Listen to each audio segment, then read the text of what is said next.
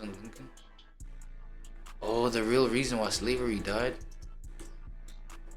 This could probably go without saying, but being a slave would have been a really, really bad way to spend your life. But being a slave owner? Well, that doesn't seem like the worst gig in the world. And on a broader level, countries built their economies on slavery. So why did they give it up? I mean, it sounds like it should have been an obvious answer, because it was evil or because people got nicer. But those simple answers don't hold up. Slavery was part of humanity for at least 10,000 years, probably more, and in virtually every part of the world. The Greeks did it, the Romans did it, the Chinese, the Arabs, the Africans, even Catholic popes had slaves, and at least one had actually been a slave. Virtually every society on Earth had some form of slavery. Yeah, I feel like I already have the answer as to like, well, I feel like this whole narrative, bro, of like slavery, I kind of have my own theory. I'm gonna break it down at the end of this video because I kind of like want Unc right here to explain like what it is that he's on about right here, so that, you know what I'm saying, I see whether I'm off in terms of my POV with this whole thing, right? And nobody seemed to think twice about it until suddenly they did. And then, in about 150 years, it all collapsed. I'm Ken LaCourte, and I try to answer questions that make some people squirm. And today's elephant in the room: why did humanity abolish slavery? It didn't magically become unprofitable. Slaves didn't all escape, and the moral arguments had existed for centuries without much effect.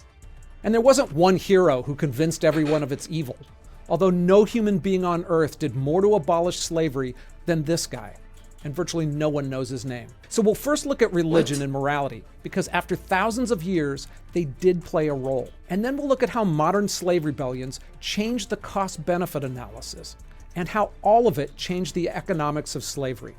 And finally, we'll take a look at one country's crusade that brought slavery to a much quicker end, and how that country was influenced by a single viral image. Okay, so for most of history, religion and morality were used to justify slavery, not challenge it. And why not?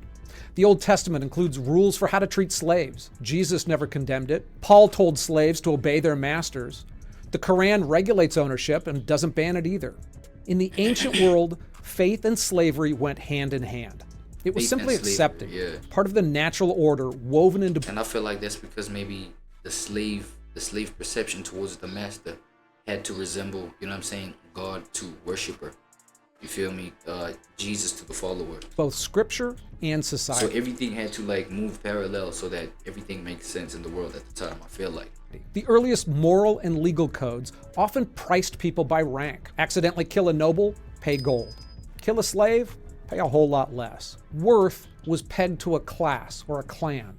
But things started to change in the Enlightenment age. In the late 1600s, intellectuals like John Locke and Voltaire, they laid the groundwork for ideas of liberty, natural rights, and universal reason. Now, these concepts challenged established hierarchies, but even still, most of these early figures, they still either completely ignored slavery or they made exceptions for it. Heck, Locke even invested in slave trading companies while writing about freedom. But Enlightenment reshaped how religion was understood and practiced. It gave rise to a more personal, conscience-driven morality. And importantly, it reinforced the idea that political institutions should align with moral law. Around the same time, long before slavery became national debate. Enlightenment. See, when we talk about enlightenment, we talk about, you know what I'm saying, just being conscious of some shit, right? Being aware of like what's really going on, right? Enlightenment, being enlightened. That light bulb moment, you know what I'm saying, coming on and shit like that. So I feel like what's the difference between then and right now? Because even now it's like, yo, information age. Feel me? And I feel like it's only information age. Oh, okay. According to my ignorant POV, it's only the information age because of like technological advancement, right? So we can get to a whole lot more information, a whole lot more reality. You feel? Ooh, but with the AI though, reality about to get a whole lot foggier. But I'm just saying, like, we have access to all of this shit. But I feel like with the Enlightenment era, somehow the information was getting to the people. Somehow the enlightenment, the awareness of some shit. But you see, that was just, you know, that I feel like that would just happen through the chosen few, the chosen leaders. That would be, so you know what I'm saying? So since information could only come through you know, a Moses. You feel what I'm saying? A prophet of the day, a leader of the day. You know what I'm saying? A politician of the day, some sort of, you know what I'm saying? The pastor or whatever of the day. You feel me? But then now, that would depend on whether the information that they choose to deliver, do they deliver it genuinely or on some manipulation type, control, mind control type, right? Debates, Quakers were already breaking ranks. They banned owning slaves within their communities. They published tracts and letters condemning it, and they made it theological, not just economic. I feel like these were the individuals that were like trying to be on some like damage control, so that they have like the PR of the clean intention. You know what I'm saying? So that the people select them. You know what I mean? So it's basically the classic case of like, yo, somebody trying to do shit in a different way. Well, the same shit, but in a different way, so that they like come up top. You feel me? Some comp vibe. I feel it though. Competition energies. You know what I'm saying? Political. Still, for a long time, they were the religious exception. Even in the United States, where many churches condemned cruelty, this is when religion few was challenged the institution itself. Religion Again, the Bible had passages that could be viewed either way, so slaveholders used them to defend the status quo. But then came evangelical revival. The 1700s saw a surge of emotional, populist Christianity, what historians call the Great Awakening. It didn't just change how people worshiped, it changed what they believed they were supposed to do. Suddenly, personal salvation came with a sense of duty. If your soul had been awakened by God, you couldn't just sit still, you had to act. In America, many northern abolitionists were products of that movement, and they took it as their duty to fight. That theological divide split national churches down the middle. Baptists, Methodists, Presbyterians, they all fractured into northern and southern denominations, often over slavery alone. What's striking? And the religious industry was the big industry. It was like the social media industry today, right? Or the you feel me? The technology, the fourth industrial revolution type movement type industry. Striking is that this moral turnaround happened quickly in historical terms. Big industry. Just a few decades earlier, most churches were either silent on slavery or totally complicit. Now they were sending missionaries money through mind control to preach against it, organizing boycotts and circulating petitions with tens of thousands of signatures. Western Christian nations really led the way on this, but they don't necessarily get a great big gold star. These were the same societies that had trafficked millions of people for centuries.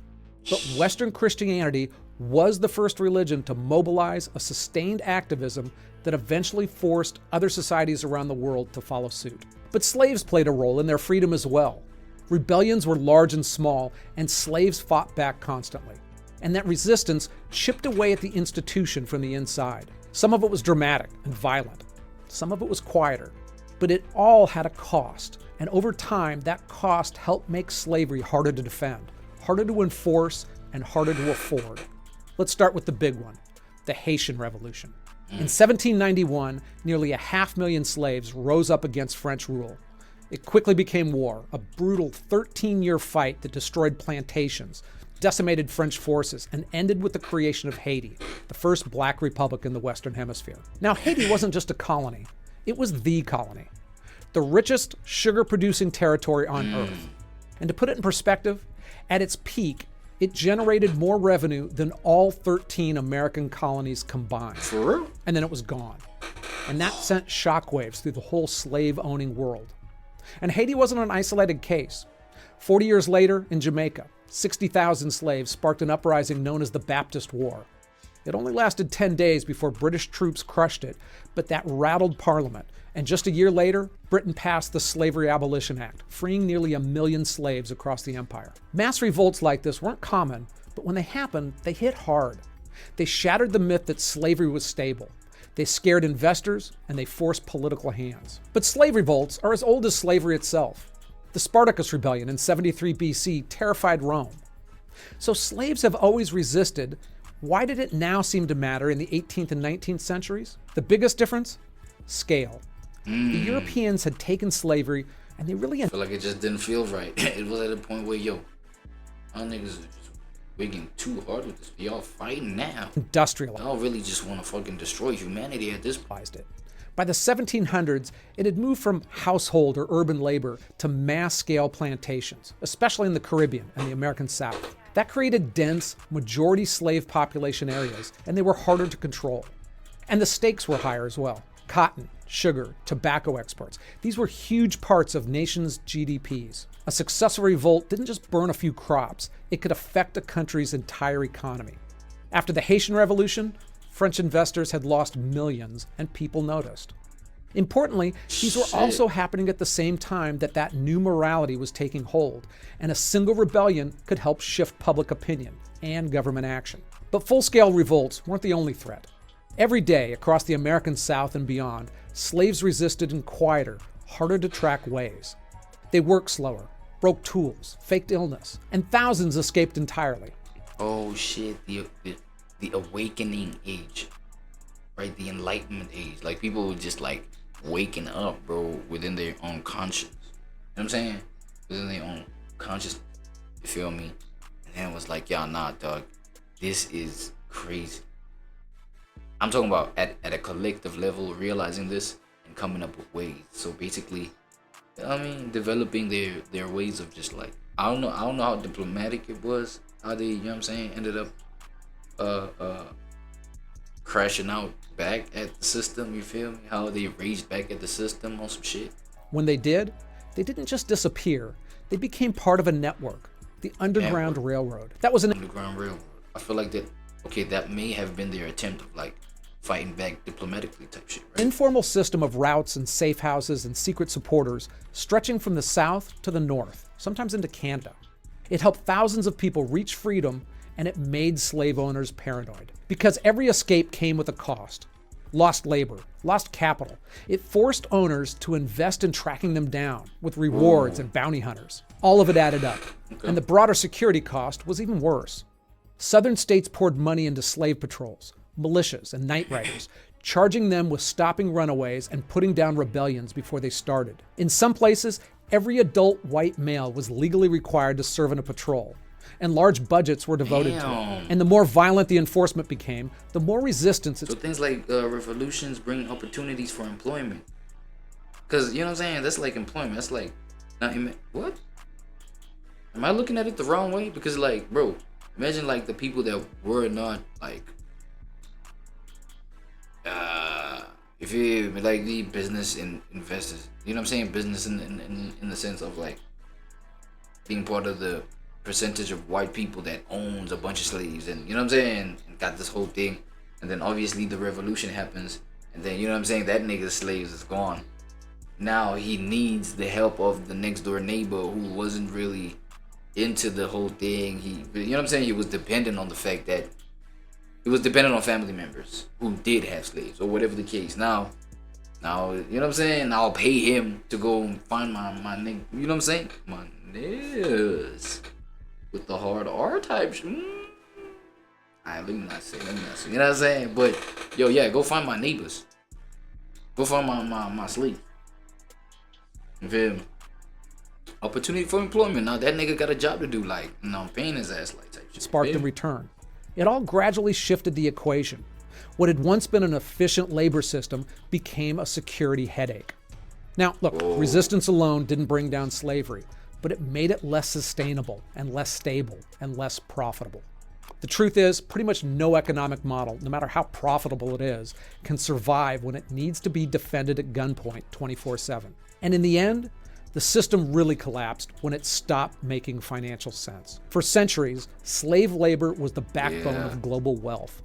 Ancient Rome ran on it, and China, and the Arab caliphates, and the Ottoman Empire, and nearly every colonial power. America's cotton and sugar empires were just the modern face of something that existed pretty much forever. Slaves didn't need wages, and they couldn't walk off the job. The model was horrifying, but it was efficient. And as long as the economics work, nobody at the top has much incentive to change it. But eventually, that math stopped working. In 1776, the same year the American colonies declared independence, Adam Smith published The Wealth of Nations, a groundbreaking understanding of national economics. In that book, Smith wrote, "The work done by free men comes cheaper in the end than that performed by slaves." Oh that my wasn't God, now it was a matter of psychological yo, let's, you know what I'm saying? Let's let them serve under the guise of freedom. They free people. You know what I'm saying? I feel like freedom was the next official chain. Freedom was the next official chain that enslaved, you know what I'm saying, the peoples. Moral claim. Folks, man. But a cost analysis. The perception of freedom, how they cooked freedom to look in the minds of people. Smith argued that slave labor seems cheap up front, but it's inefficient, inflexible, and expensive to maintain. You had to first buy a person, then house them, clothe them, feed them, and guard them. And slave labor was fixed. You owned a person whether or not they were productive. So all these things is like whether or not shit makes business sense or not. That's free. Or if cotton prices dropped, or if the overall marketplace changed somehow. On the other hand, hired labor is plug and play. Workers move to where jobs are. They can learn new skills more easily. They can be hired and fired on demand. This was especially true as the Industrial Revolution changed how people work. Paid labor became cheaper. And we saw this on a macro scale as well. Paid labor became cheaper because now you got a reason to be like, yo, you know what I'm saying? Go establish your own like home, bro. Go build your own roof because I pay you to be able to. You know what I'm saying? So I don't gotta house you. I don't gotta feed you. All I gotta do is just pay you a percentage of some shit of the total amount that I'm making through using you, and then we good. When Britain abolished slavery, that didn't trigger some economic meltdown. The British government paid former slave owners millions in compensation, equal to about 40% of the national budget. It was one of the largest wealth transfers in British history. But despite the payout, and despite losing access to free labor across the empire, Britain's GDP surged. So did exports, investment, and industrial output. The American South fought to keep slavery, but the North had already moved far past them, building factories, canals, and a growing urban workforce. The Northern economy didn't need to own people. It just needed to rent their time. And that made it faster, leaner, and more adaptive than the plantation system. In the years after the U.S. Civil War, the national economy surged, and the country entered one of the biggest growth periods in its history. And the South still lags behind. Look at Brazil, which was the last major country in the Western Hemisphere to abolish slavery. When it did, it was already falling behind and it never had fully industrialized during the 1800s. Its economy stayed tied to agriculture. It preserved slavery at the cost of modernization, and it paid the price. Eventually, even slave owners saw the writing on the wall. Slavery wasn't just morally indefensible, but it was becoming morally obsolete. But we have to be careful in thinking of the economics of slavery as a standalone factor. It's where the rubber meets the road, but it's also intertwined with everything else. It's like asking why a restaurant failed and being told that it ran out of money. I mean, yes, but you can't separate that from the food being bad or a location being a problem. Still, there's a bit of an uncomfortable truth that the system didn't die just because we became better people. It officially died because it lost a competition.